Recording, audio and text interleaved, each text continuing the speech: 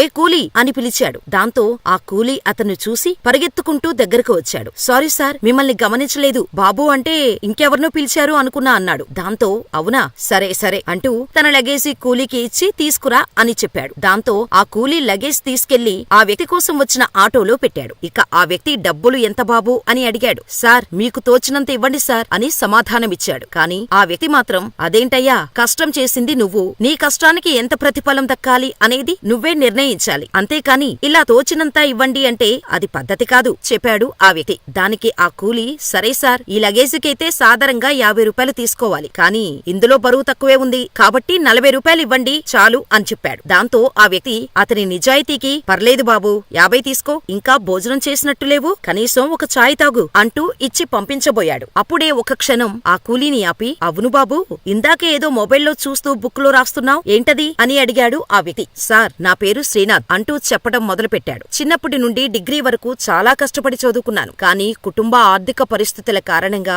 చదువుపై ఎంతో ఇష్టం ఉన్నా మానుకోవాల్సి వచ్చింది. కుటుంబాన్ని పోషించుకోవడానికి ఉద్యోగం కోసం చాలా ఆఫీసుల చుట్టూ తిరిగా, కానీ లాభం లేదు, ఎక్కడా ఉద్యోగం దొరకలేదు. ఇక ఇలాగే తిరుగుతూ సమయాన్ని వృధా చేయలేక ఇలా రైల్వే కూలీగా చేరాను. దాదాపు 5 సంవత్సరాలవుతుంది. నాకు పెళ్లై ఇప్పుడు ఒక కూతురు కూడా ఉంది. ఇంతకు ముందు వరకు పగలు రాత్రి కష్టపడి రోజుకు 5 నుండి 600 దొరికేవి. కుటుంబాన్ని ఎలాగోలా నెట్టుకొచ్చా. కానీ ఇప్పుడు నాకొక కూతురు ఉంది. కూతురుని బాగా చదివించాలి, ఏ కష్టం లేకుండా చూసుకోవాలి, మంచి భవిష్యత్తు కల్పించాలి అంటే దానికి నాకు ఇంకా ఎక్కువ డబ్బులు కావాలి. అందుకే ఐఏఎస్ పరీక్షల్లో ఉత్తీర్ణత సాధించాను. ఇంటర్వ్యూ కోసం ప్రిపేర్ అవుతున్నా. అతని స్టోరీ మొత్తం విన్నాక ఆ వ్యక్తి ఎమోషనల్ అయ్యాడు. ఇప్పుడు కూలీ అంటేనే పలుకుతున్నావు, తర్వాత సార్ అంటే అందరూ అప్పుడు కూడా ఇలాగే ఉంటావా ఏంటి అని నవ్వుతూ సమాధానమిచ్చి ఆల్ ది బెస్ట్ అని విష్ చేసి అక్కడ్నుంచి వెళ్లిపోయాడు. ఇది ఆ స్టేషన్లో జరిగిన కథ. కానీ శ్రీనాథ్ దిగువ మధ్యతరగతి కుటుంబానికి చెందిన వ్యక్తి. చదువుకోవటం, కష్టపడి పనిచేయడం అంటే ఇష్టం. కానీ కోచింగుకు, పుస్తకాలు కొనుక్కోవడానికి అతని వద్ద డబ్బుల్లేవు. తాను రోజంతా కష్టపడి సంపాదిస్తేనే వచ్చేది నెలకు 14 నుండి 16,000.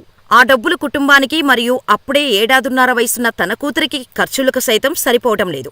ఒక్క పైసా కూడా ఖర్చు చేయకుండా స్టేషన్లో వచ్చే ఫ్రీ వైఫైతోనే ఆన్లైన్ క్లాసులు వింటూ మరోవైపు కూలీ పని చేసుకుంటూ ప్రిపేర్ అయ్యాడు. అలా ప్రిపేర్ అవుతూనే మొదట కేరళ పబ్లిక్ సర్వీస్ కమిషన్ పరీక్షలను రాసి పాస్ అయ్యాడు. అదే నమ్మకం యూపీఎస్సీ పరీక్షలు రాసేలా ప్రేరేపించింది. 3 ప్రయత్నాలు చేసి ఫెయిల్ అయిన శ్రీనాథ్ 4వ ప్రయత్నంలో విజయం సాధించాడు.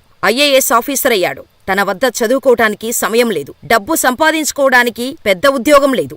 అతని ఇంట్లో మొత్తం శ్రీనాథ్ సంపాదనపైనే ఆధారపడి బ్రతకాలి. 5 ఏళ్లుగా ఎందరో వ్యక్తుల బ్యాగులు మూసిన శ్రీనాథ్ ఏ రోజూ కూడా ఆ పని చేయటానికి చిన్నబుచ్చుకోలేదు. ఆ పని వల్లే ఫ్రీగా వైఫై అతనికి ఓ వరంలా దొరికింది.